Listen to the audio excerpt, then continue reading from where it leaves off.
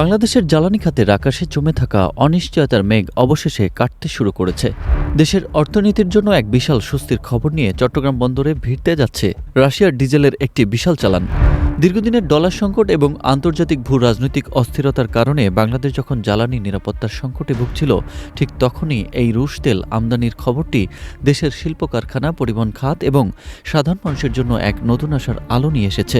তবে এই খবরের সবচেয়ে চমকপ্রদ দিকটি হল রুশ তেল আমদানিতে মার্কিন প্রশাসনের পক্ষ থেকে পাওয়া সবুজ সংকেত। যুক্তরাষ্ট্রের এই নমনীয় অবস্থান এবং রাশিয়ার তেলের উপর সরাসরি কোনো বাধা না দেওয়ার বিষয়টি বাংলাদেশের জ্বালানি কূটনীতিতে এক বিরাট বিজয় হিসেবে দেখা হচ্ছে। গত কয়েক মাস ধরে বিশ্ববাজারে তেলের দামের অস্থিরতা এবং রাশিয়ার উপর পশ্চিমা দেশগুলোর কঠোর নিষেধাজ্ঞার ফলে বাংলাদেশ রুশ তেল কেনা নিয়ে এক ধরনের দোটানায় ছিল। একদিকে সস্তায় জ্বালানি পাওয়ার সুযোগ, অন্যদিকে মার্কিন নিষেধাজ্ঞার ভয়।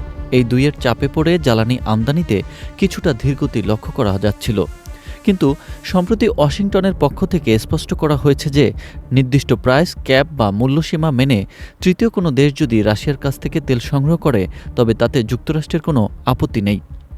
এই কূটনৈতিক সমঝোতার ফলে বাংলাদেশ এখন সরাসরি রাশিয়ার সরবরাহকারীদের কাছ থেকে বড় আকারের ডিজেলের চালান গ্রহণ করেছে।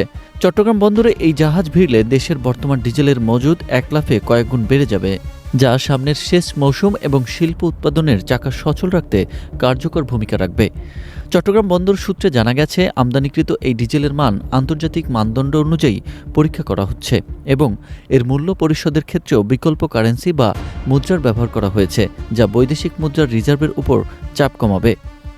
জ্বালানি বিশেষজ্ঞরা বলছেন, রাশিয়ার তেল আমদানির ফলে কেবল সরবরাহ নিশ্চিত হচ্ছে না, বরং এটি সাশ্রয়ী মূল্যে পাওয়ার কারণে অভ্যন্তরীণ বাজারে তেলের দামের স্থিতিশীল রাখতেও সহায়তা করবে। বিদ্যুৎ কেন্দ্রগুলো জ্বালানি সংকটের কারণে যে লোডশেডিংয়ের কবলে পড়েছিল, ডিজেলের এই নতুন চালানের মাধ্যমে সেই সমস্যারও দ্রুত সমাধান হবে বলে আশা করছেন সংশ্লিষ্টরা। আমেরিকার এই সবুজ সংকেত পাওয়ার বিষয়টি কেবল বাংলাদেশের জন্যই নয়, বরং দক্ষিণ এশিয়ার জ্বালানি রাজনীতির প্রেক্ষাপটেও অত্যন্ত গুরুত্বপূর্ণ।